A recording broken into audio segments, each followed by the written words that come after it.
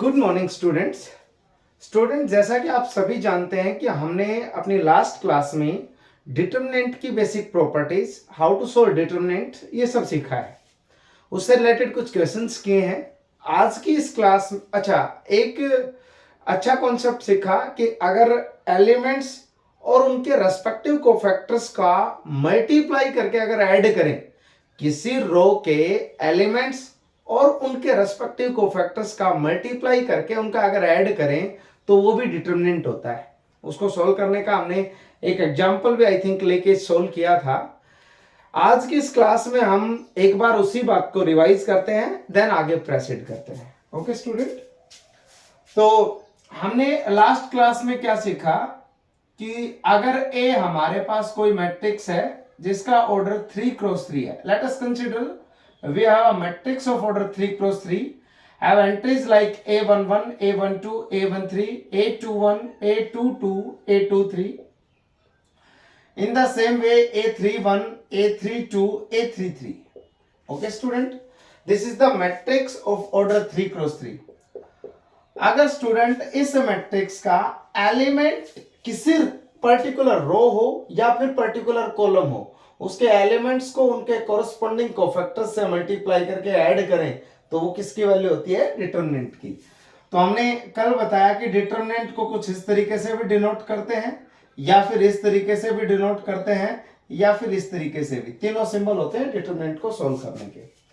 तो हमने क्या कहा, कोई भी रो, आपकी मर्जी है, फर्स्ट सेकंड थर्ड फोर्थ, जो भी रो आपके पास प्रेजेंट है उसको उठाओ। मान लिया हमने थर्ड रो ली, तो A31 इसका रेस्पेक्टिव कोफैक्टर C31 मल्टीप्लाई कर दिया इन दोनों का, plus A32 respective cofactor C32, इसी तरीके से A33 रेस्पेक्टिव कोफैक्टर C33।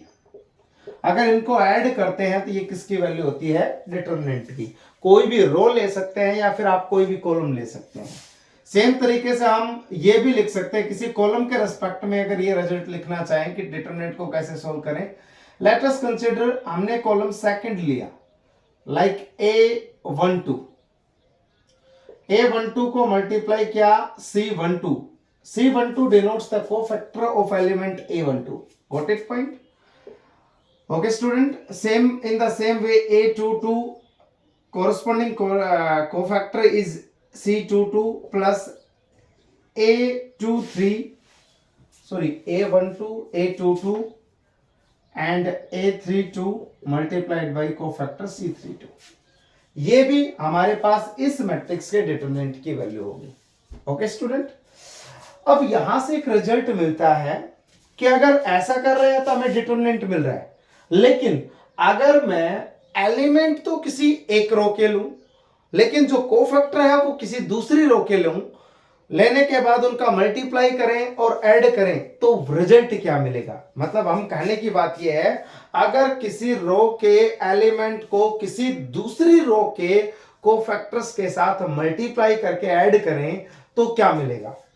तो स्टूडेंट जनरली कहने की बात यह थी कि अगर हम मान लो हमने फर्स्ट रो ली A11 और जो कोफैक्टर है वो थर्ड रो के ले रहे हैं, like C31 plus A12 C32 plus A13 and C33।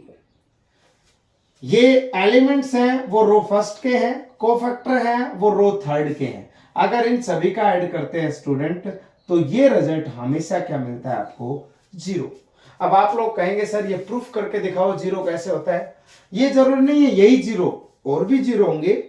अगर मैं रो सेकंड लेता हूं A21 और कोफैक्टर फर्स्ट रो के लेते हैं C11 plus A22 C12 plus A23 और C13, इसकी भी वैल्यू स्टूडेंट्स जीरो होती है।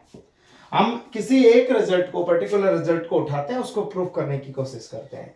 ओके स्टूडेंट, तो हम सेकंड को प्रूफ करते हैं। A21 हमने लिख दिया, ये रहा, मल्टीप्लाई करेंगे C12 दैट मींस -1 की पावर 1 + 1। C12 स्टूडेंट किसके रेस्पेक्ट में कोफैक्टर है? वो इसके रेस्पेक्ट में, सॉरी C11 इस एलिमेंट के रेस्पेक्ट में कोफैक्टर है। और कोफैक्टर हमें अच्छे से निकालना आता है। जिस एलिमेंट का कोफैक्टर निकाल रहे हैं उस एलिमेंट के रेस्पेक्टिव रो और कॉलम को एलिमिनेट करो, बाकी 4 जो एलिमेंट बचते हैं उनका डिटरमिनेंट निकालो। तो हम मल्टीप्लाई करेंगे A22 को A33 से, डायरेक्टली कर रहा हूं स्टूडेंट, माइनस A32 को A23 से।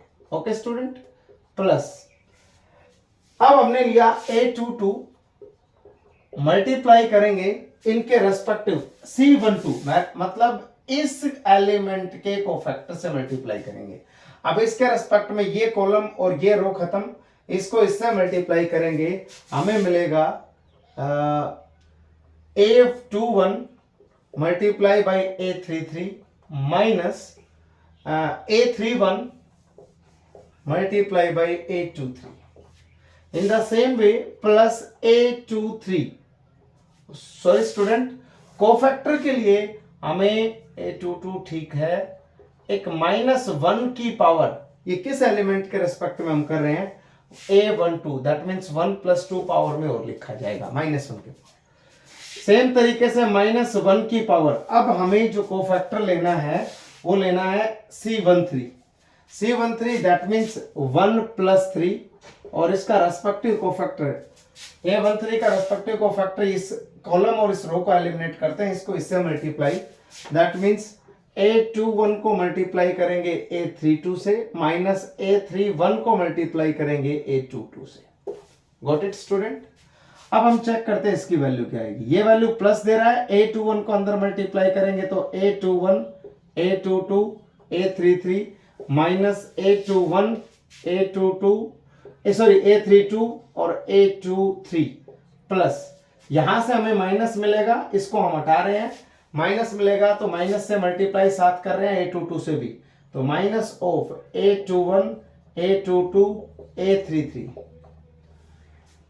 माइनस माइनस प्लस हो जाएगा स्टूडेंट आगे, A22 A31 A23। Got it student.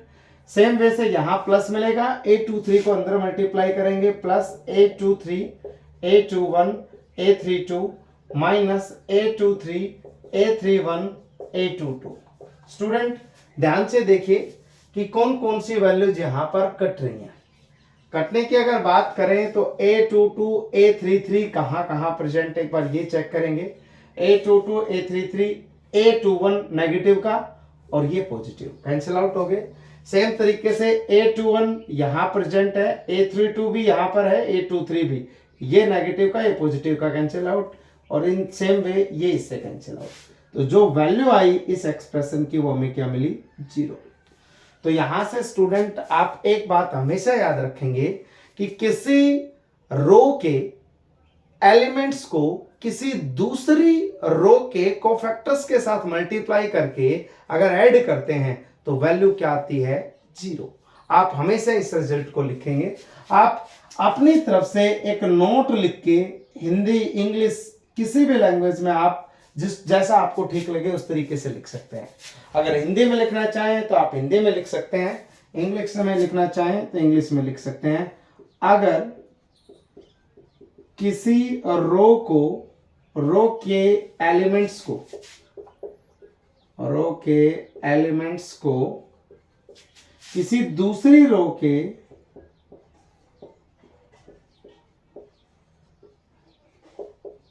Cofactor से मल्टीप्लाई करके ऐड करने से 0 मिलता है। रिजल्ट में क्या मिलता है, 0 मिलता है। स्टूडेंट आप हिंदी इंग्लिश किसी भी लैंग्वेज में आप इस रिजल्ट को लिख सकते हैं। ओके स्टूडेंट, तो ये एक अच्छा सा रिजल्ट मिला है कि अगर एलिमेंट्स को उसके रेस्पेक्टिव कोफैक्टर्स से मल्टीप्लाई करके अगर ऐड करें यहां तो हमें डिटरमिनेंट मिलता है, अगर किसी रो के एलिमेंट्स को किसी दूसरी रो के कोफैक्टर से मल्टीप्लाई करके ऐड करें तो वहां से हमें 0 मिलता है। Got it student. तो इसी तरीके से हम आगे बढ़ते हैं। हमने आपको 2 से 3 छोटे छोटे क्वेश्चंस दिए थे कि डिटरमिनेंट को सोल्व कैसे करते हैं। आशा करता हूं कि आप सभी लोग ये सारे क्वेश्चंस करके लेके आए होंगे। अब जो आगे पढ़ने जा रहे हैं इसी को थोड़ा सा आगे बढ़ाते हैं। तो क्या क्या होता है, क्या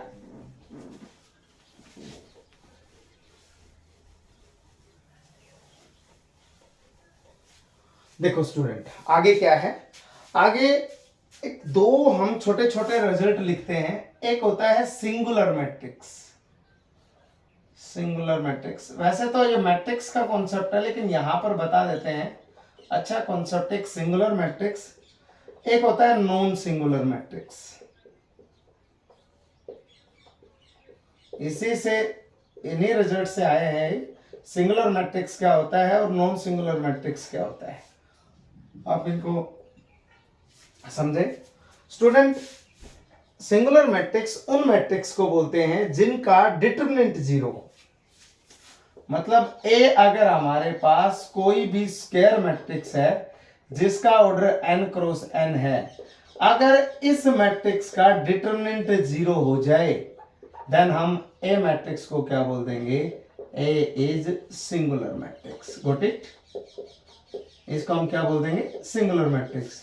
सेम तरीके से नॉन सिंगुलर मैट्रिक्स किसको बोलेंगे, अगर ये हमारे पास कोई स्क्वायर मैट्रिक्स है जिसका ऑर्डर n क्रॉस n है, अगर इस मैट्रिक्स का डिटरमिनेंट नॉन जीरो हो जाए तो इस मैट्रिक्स ए को क्या बोल देंगे, नॉन सिंगुलर मैट्रिक्स।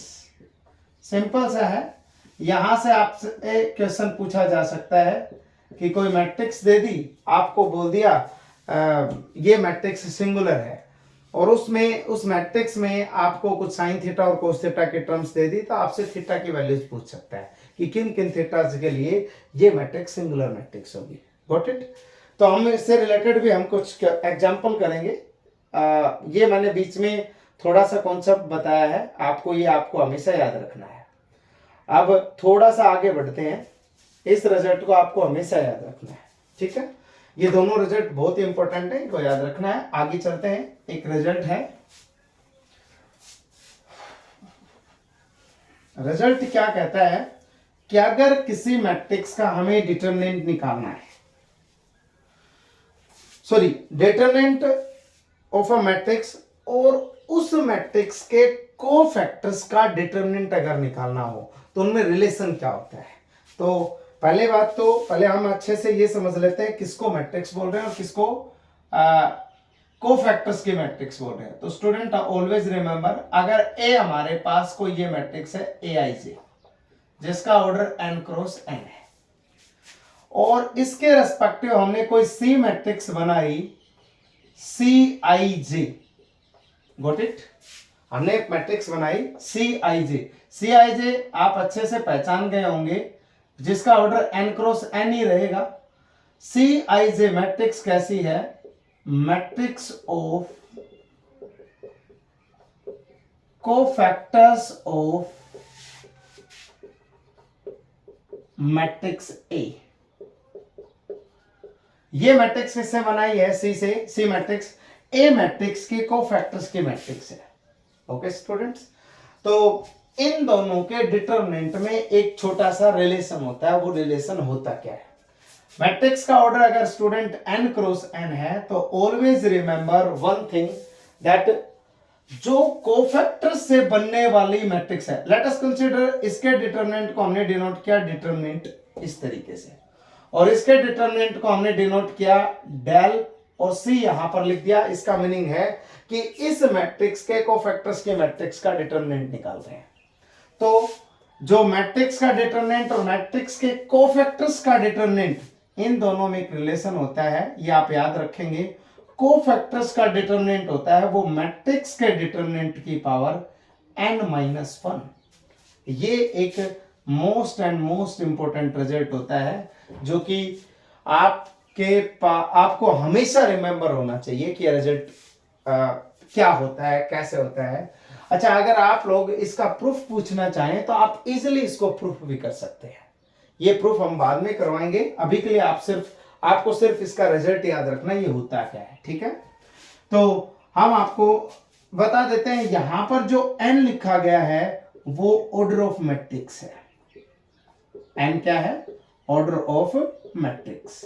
तो always remember one thing that cofactors से बनने वाली मैट्रिक्स का डिटरमिनेंट और मैट्रिक्स के डिटरमिनेंट में रिलेशन होता है। कोफैक्टर्स की मैट्रिक्स का डिटरमिनेंट होता है मैट्रिक्स के डिटरमिनेंट की पावर n-1।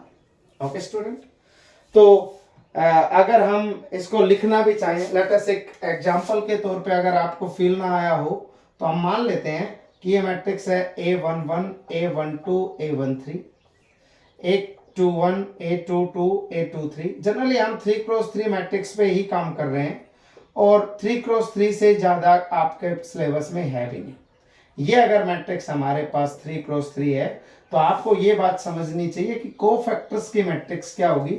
इसका रेस्पेक्टिव कोफैक्टर होता है C11, A12 का C12, A13 का C13, सेम वे से C21, C22, C23, C31, C32 and C33। इसका भी ऑर्डर n क्रॉस n। तो जो इसका डिटरमिनेंट है उसको हमने डेल से डिनोट किया, इसका जो डिटरमिनेंट है उसको हमने डेल सी से डिनोट किया, और इन दोनों में जो डिटरमिनेंट में रिलेशन होगा वो रिलेशन क्या होता है, del C, determinant of matrix of cofactor या कोफैक्टर ऑफ मैट्रिक्स, वो इक्वल होता है डिटरमिनेंट ऑफ अ मैट्रिक्स की power n-1। Okay student, so इससे रिलेटेड हम एक एग्जांपल आपसे पूछते हैं, वो एग्जांपल मैं लिख देता हूं, तब तक वीडियो आप पॉज कर सकते हैं।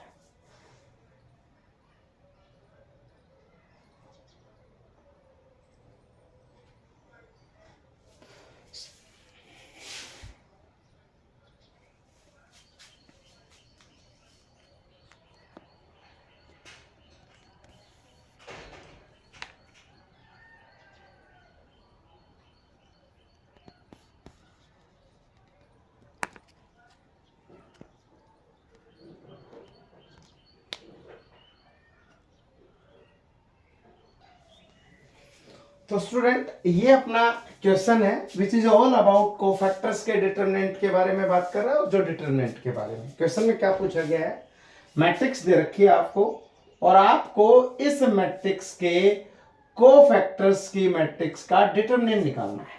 Got it? तो स्टूडेंट आप लोगों को अच्छे से पता है डेल सी होता है वो डेल की पावर n-1 होता है। तो हम बोल सकते हैं डेल सी इक्वल होगा वो डिटरमिनेंट a की पावर n-1, और n की वैल्यू अगर यहां पर आप देख पा रहे हैं तो ऑर्डर ऑफ मैट्रिक्स 3 है।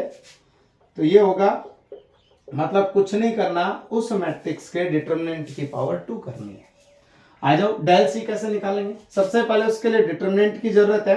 तो डिटरमिनेंट ऑफ मैट्रिक्स A जो कि इक्वल होगा 1 - 2 3 -1 0 -2 -3 4 एंड 1।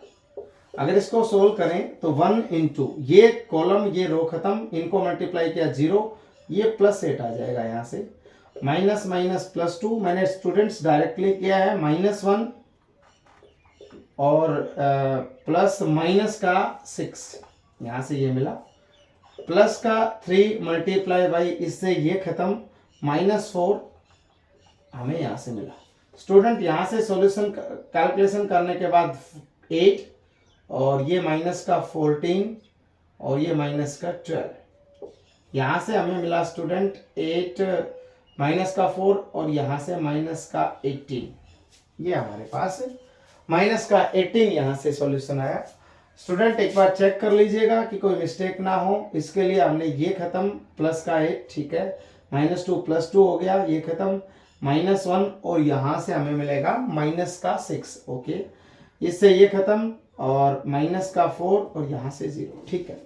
एक बार कैलकुलेशन जरूर चेक कर लीजिएगा। तो हमारे पास कोफैक्टर्स की मैट्रिक्स का डिटरमिनेंट जो आएगा वो -18 की पावर 2, ये आंसर आ जाएगा। ओके स्टूडेंट, सो ये बेसिक चीजें हैं।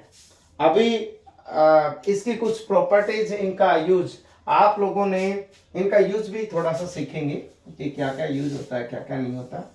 इसके बाद जो टॉपिक आने वाला है स्टूडेंट, वो टॉपिक है, आप लोगों ने क्लास 11th में पढ़ लिया होगा कि थोड़ा बहुत यूज सीख लिया होगा डिटरमिनेंट का कि एरिया ऑफ ट्राइंगल हम डिटरमिनेंट की हेल्प से कैसे फाइंड आउट करते हैं। तो वो रिजल्ट्स एक बार मैं लिख देता हूं यहाँ पर। वीडियो को पॉज करके मैं लिख रहा हूं इन रिजल्ट्स को, आप उन रिजल्ट्स को नोटबुक में राइट डाउन करेंगे, देन हम उसके बाद इसको उनको उन रिजल्ट्स को एक्सप्लेन करेंगे। Okay student.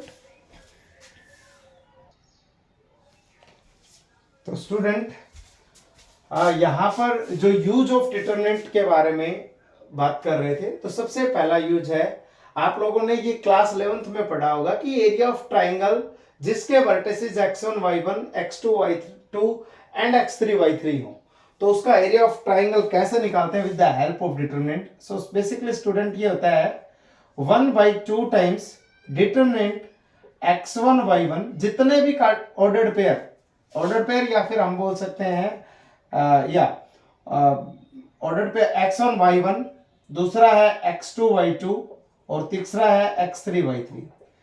इनके साथ साथ अब आप लोगों ने देखा होगा कि ये डिटरमिनेंट जो होता है वो डिटरमिनेंट डिफाइन होता है स्क्वायर मैट्रिक्स के लिए ये, लेकिन यहां पर जो मैट्रिक्स का स्ट्रक्चर आप देख पा रहे होंगे वो 3x2 दिख रहा है, तो इसको बनाने के लिए यहां पर हमने 1 1 1 अपनी तरफ से एडप्ट कर दिया। बेसिकली ये फॉर्मूला होता है कि एरिया ऑफ ट्राइंगल अगर 3 वर्टिसेस दे रखे हों तो उनका area of triangle with the help of determinant कैसे सोल्व करें।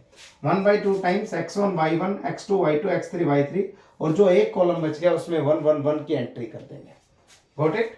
अच्छा, किसी स्टूडेंट को अगर ये आर्ग्यू हो कि सर ये फॉर्मूला आया कैसे, तो आप इस फॉर्मूले को डायरेक्टली लिख सकते हैं। इसको आप लोगों ने क्लास 10th में फॉर्मूला पढ़ा होगा 1/2 टाइम्स x1, और we can say that yes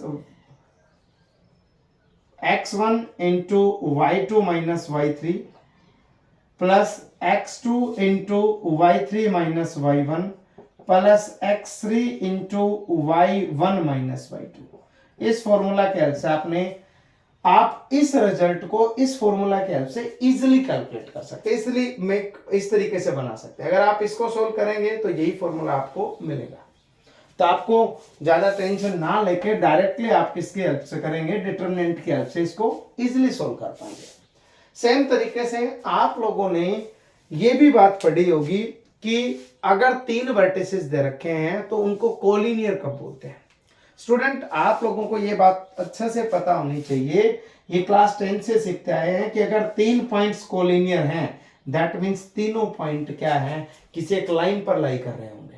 और यहां पर अगर आप अच्छे से ऑब्जर्व कर पाओ, अगर ये तीनों पॉइंट्स एक लाइन पे लाई कर रहे हैं दैट मीन्स इन तीनों पॉइंट से बनने वाला ट्राइंगल, उस ट्राइंगल का एरिया क्या होगा, 0। वैसे तो ट्राइंगल बनेगा नहीं, और अगर हम मान भी ले अगर 3 पॉइंट से ट्राइंगल बनता है तो इस ट्राइंगल को एक स्ट्रेट लाइन का फॉर्मेशन दिया जाएगा और उसका एरिया क्या होगा, 0। दैट मीन्स अगर किन्हीं 3 वर्टिसेस के रेस्पेक्ट में डिटरमिनेंट की वैल्यू या फिर उस डिटरमिनेंट की वैल्यू अगर 0 हो जाए तो हम डायरेक्टली बोल सकते हैं कि ये तीनों पॉइंट क्या है, कोलिनियर। तो यहां से हम स्टूडेंट ये बोलेंगे triangle, area of triangle, sorry determinant is 0, determinant is 0 that means area. यहां पर हम ये बोल सकते हैं if area is 0 then points are collinear, points are collinear. अगर किन्हीं 3 पॉइंट्स के रेस्पेक्ट में एरिया 0 हो जाए तो उन तीनों पॉइंट्स को क्या बोलते हैं, कोलिनियर। ये नोट है, आपको ये ऐड करना, हमेशा याद रखना है कि अगर किसी ट्राइंगल का एरिया 0 हो गया दैट मीन्स वो तीनों पॉइंट कहां पर है, कोलिनियर है। कोलिनियर का मतलब आपको बता दिया गया है कि ये तीनों पॉइंट अगर एक लाइन पर लाई कर रहे हैं, मान लो x1 y1 ये है, x2 y2 ये है एंड x3 y3 ये है, ये तीनों पॉइंट एक लाइन पर हैं, इसलिए इस ट्राइंगल का एरिया क्या हो गया, 0। ट्राइंगल का area 0 that means collinear. Same तरीके से equation of straight line passing through 2 points x1 y1 and x2 y2। Student आप लोगों को 2 पॉइंट से बनने वाली लाइन की इक्वेशन के बारे में पता होगा, जो कि आप लोगों ने क्लास 11th में पढ़ा होगा। डायरेक्टली मैं रिजल्ट यहां पर लिख रहा हूं। रिजल्ट ये होता है कि y minus y1 that is equals to y2 minus y1 upon x2 minus x1 into x minus x1। ये हमारे पास 2 पॉइंट से बनने वाली लाइन की इक्वेशन होती है। अब अगर आपको ये डिटरमिनेंट की हेल्प से लाइन की इक्वेशन चाहिए, तो वो लाइन की इक्वेशन होती है, आप लोगों के पास दो पॉइंट है, तो मैंने लिखा x1 y1 और x2 y2। लेकिन हमें अच्छे से पता है इस लाइन की इक्वेशन में x और y एक वेरिएबल का कोऑर्डिनेट, जिसको लोकस का कोऑर्डिनेट बोला जाता है, वो भी प्रेजेंट है, तो उसको हमने सबसे पहले लिख लिया x और y। और हमें पता है यहां पर अगर हम 1 1 1 लगा दें तो ये फॉर्मेशन देगा स्ट्रेट लाइन का, लेकिन स्ट्रेट लाइन पर है, दैट मीन्स ये तीनों पॉइंट्स एक लाइन पर है, लाइन पे है, इनका एरिया 0, दैट मीन्स ये किसके इक्वल होना चाहिए, 0।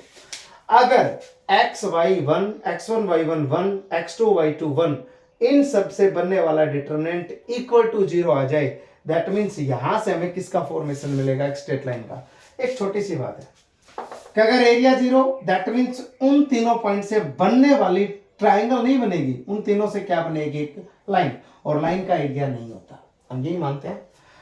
तो अगर लाइन का एरिया नहीं होता तो इस कॉन्सेप्ट का यूज करके हम एक लाइन की फॉर्मेशन कर सकते हैं। दैट मीन्स अगर किन्हीं तीन पॉइंट, ये लोकस का कोऑर्डिनेट एक्स और वाई माना है, और ये दोनों पॉइंट दोनों order pair x1 y1 x2 y2 1 1 1 equal to 0, equal to 0 मतलब xy x1 y1 x2 y2 ये तीनों एक लाइन का रूप, लाइन पे लाई कर रहे हैं, और हमें इक्वेशन भी किसकी चाहिए, लाइन की। दैट मीन्स अगर इक्वेशन ऑफ स्ट्रेट लाइन चाहिए किन्हीं दो पॉइंट्स के रिस्पेक्ट में, तो आप इस डिटरमिनेंट को किसके इक्वल रख सकते हैं, 0 के इक्वल।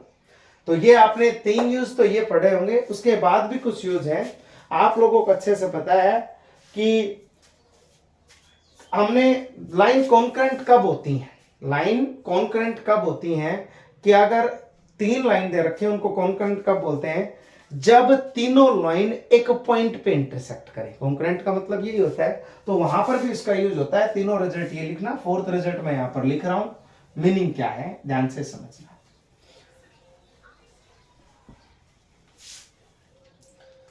मीनिंग है, फोर्थ रिजल्ट कहता है कि हमारे पास कुछ लाइंस है, थ्री लाइंस, इनको बोल देते हैं a1x b1y c1z बराबर 0, a2x b2y c2z बराबर 0, एंड इसी तरीके से a3x b3y एंड c3z बराबर 0। इन लाइंस आर कॉन्करेंट इफ, इन लाइंस को कॉन्करेंट कब बोलेंगे। एक तो तरीका हमने ये बताया था कि भाई क्लास 11th का कॉन्सेप्ट है, इन दोनों को सोल्व करो, वहां से एक ऑर्डर्ड पेयर मिलेगा, लेट अस कंसीडर x1 और y1। अगर ये इसको सेटिस्फाई कर जाए थर्ड लाइन को, तो तीनों लाइंस को क्या बोल देते हैं, कॉन्करेंट लाइंस बोल देते हैं, यही बताया था।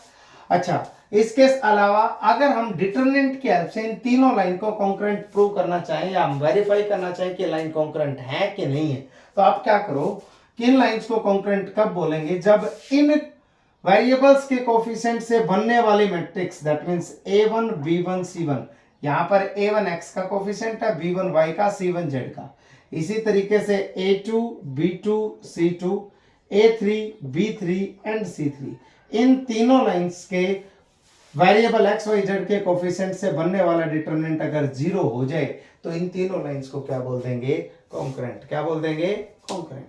ओके स्टूडेंट, तीनों लाइंस के वेरिएबल के कोफिशिएंट से बनने वाले मैट्रिक्स का डिटरमिनेंट अगर 0 हो जाए, तो तीनों लाइंस को क्या बोल देंगे, कॉन्करेंट। Got it. इसी तरीके से एक रिजल्ट आपने पेयर ऑफ स्ट्रेट लाइन में भी पढ़ा होगा कि second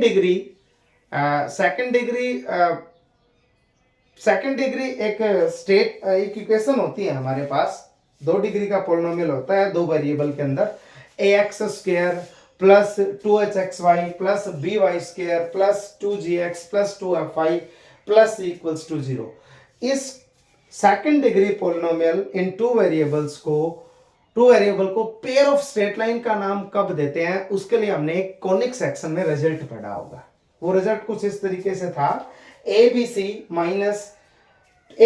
plus 2fgh minus af square minus bg square minus ch square, अगर ये 0 के इक्वल आता है स्टूडेंट, तो हम उस सेकंड डिग्री पॉलिनोमियल को क्या बोलते हैं, पेयर ऑफ स्ट्रेट लाइन का नाम देते हैं। तो उसको हमने एक डिटरमिनेंट के फॉर्मेट में भी लिखा था, तो वो मैं रिजल्ट यहां पर लिखने जा रहा हूं। वो रिजल्ट क्या था? रिजल्ट नंबर 5 क्या था? अगर आप देखेंगे कि ax² plus 2hxy plus by² plus 2gx plus 2fy plus constant c equals to 0, ये second degree polynomial represents pair of straight line, represents pair of straight line. कब पेयर ऑफ स्ट्रेट लाइन को represent करता है? ये हमने class 11th में सीखा कि इफ, हमने रिजल्ट क्या लिखा था? If ABC plus 2FGH, ABC plus 2FGH minus AF² minus BG² minus CH², I think that is equals to 0, यही, yes, that is equals to 0। कि अगर इस एक्सप्रेशन को आप पेयर ऑफ स्ट्रेट लाइन कब बोल सकते हैं? जब ये रिजल्ट वेरीफाई हो। और इसी बात को एक्सप्रेस करने का तरीका इन टर्म्स ऑफ डिटरमिनेंट भी होता है, वो होता है ABC। डायगोनल पे ABC, यहां पर H, यहां पर G, यहां पर F, तो यहां पर H, यहां पर G और यहां पर F। अगर इसकी वैल्यू 0 हो जाए तो भी हम इस पेयर ऑफ इस सेकंड डिग्री पॉलिनोमियल को क्या नाम दे देंगे? Pair of straight line. ये क्लास 11th में स्ट्रेट लाइन चैप्टर में सीखा है कि अगर ये रिजल्ट इस लाइन के लिए वेरीफाई हो जाए तो हम इस लाइन को, इस पॉलिनोमियल को हम क्या बोल देंगे? Pair of straight line. Got it? ध्यान रहे student, ABC are in the diagonal A, B and C। उसके बाद ध्यान से देखें, अपने पास जो प्रेजेंट है H है, वो H यहां पर और यहां पर प्रेजेंट है, G यहां पर और यहां पर प्रेजेंट है, F यहां पर और यहां पर प्रेजेंट है।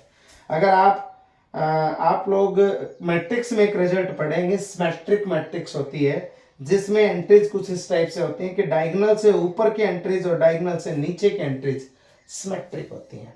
अच्छा, एक बार डायगोनल मैंने यूज किया, आप लोगों को डायगोनल के बारे में पता है कि नहीं पता है, मैं आपको बता देता हूं।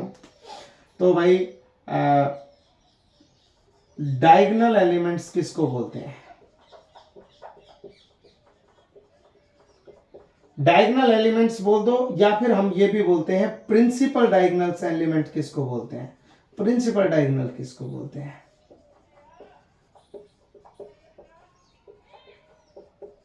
तो स्टूडेंट, प्रिंसिपल डायगोनल या डायगोनल एलिमेंट्स का मीनिंग सेम है।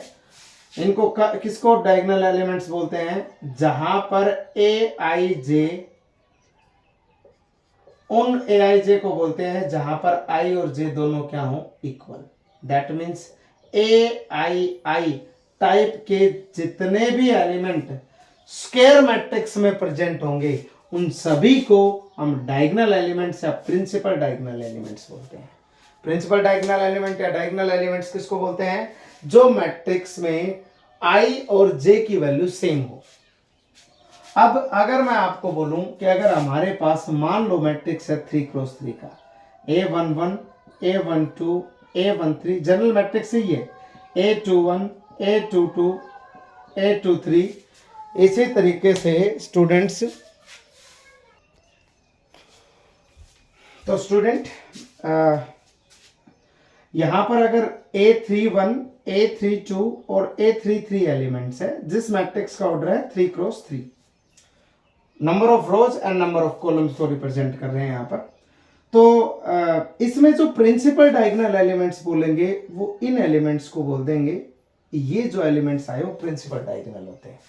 तो हम बोल सकते हैं यहां पर A11, A22 और A33 जो एंट्री हैं उनको बोलते हैं प्रिंसिपल डायगोनल। 1, 2, 3। अब कुछ स्टूडेंट्स ये भी सोच रहे होंगे, सर ये जरूरी थोड़ी ना स्क्वायर मैट्रिक्स हो। अगर मैट्रिक्स हमने ये मान ली A11, A12, A13, A21, A22, A23, तो क्या हम इनको प्रिंसिपल एलिमेंट्स बोल सकते हैं? तो स्टूडेंट प्रिंसिपल डायगोनल एलिमेंट्स उनको बोलते हैं जहां पर स्क्वायर मैट्रिक्स हो। स्क्वायर मैट्रिक्स के अलावा इन एंट्रीज को हम प्रिंसिपल डायगोनल नहीं बोलेंगे। Okay student, got it. तो हमेशा स्क्वायर मैट्रिक्स के प्रिंसिपल डायगोनल एलिमेंट्स होते हैं, बाकी के बारे में हम कुछ डिस्कशन नहीं करते हैं। तो ये कुछ प्रॉपर्टीज थी। उसके साथ साथ जो डिटरमिनेंट का यूज है, एक लास्ट प्रॉपर्टी में 6th प्रॉपर्टी यहां पर लिख देता हूं। ये हमने डायगोनल एलिमेंट्स के बारे में पढ़ लिया। अब प्रॉपर्टी नंबर 6, डिटरमिनेंट का यूज इन क्रॉस प्रोडक्ट। एक क्रॉस प्रोडक्ट में भी इसका यूज होता है। आप लोगों ने किन्हीं दो वेक्टर्स का, फिजिक्स में आपने 11th क्लास में पढ़ लिया होगा कि दो वेक्टर्स का अगर क्रॉस प्रोडक्ट करते हैं तो क्रॉस प्रोडक्ट में डिटरमिनेंट की सहायता ली जाती है, जहां पर आई कैप, जे कैप, के कैप लिखते हैं, और यहां पर ए के जो भी आई जे के स्केलर कंपोनेंट होंगे ए वेक्टर के वो लिखे जाएंगे। यहां पर जो बी वेक्टर के स्केलर कंपोनेंट्स आई जे के जो स्केलर कंपोनेंट होंगे वो लिखे जाएंगे। तो हम कह सकते हैं कहीं ना कहीं डिटरमिनेंट का यूज क्रॉस प्रोडक्ट में भी किया जाता है। ओके स्टूडेंट, ये कुछ प्रॉपर्टीज थे डिटरमिनेंट की। उसके बाद हम थोड़ा सा मूव करेंगे, उससे रिलेटेड एक दो एग्जांपल कर लेते हैं जहां पर एरिया ऑफ ट्राइंगल वगैरह वगैरह का यूज हो रहा हो। तो एग्जांपल कुछ इस तरीके से है। तो स्टूडेंट ये हमारे पास एक क्वेश्चन है, अच्छा क्वेश्चन है। इसमें कहा गया है इफ x1 माइनस x2 का square plus y1 minus y2 का square that is equal to 9, x2 minus x3 square plus y2 minus y3 का whole square equals to 16। Same तरीके से x1 माइनस x3 का square plus y1 minus y3 का square equals to 25। Then find the value of determinant का पूरे का square दे रखा है, x1 y1 1, x2 y2 1, x3 y3 1। इसकी वैल्यू आपसे पूछी गई है।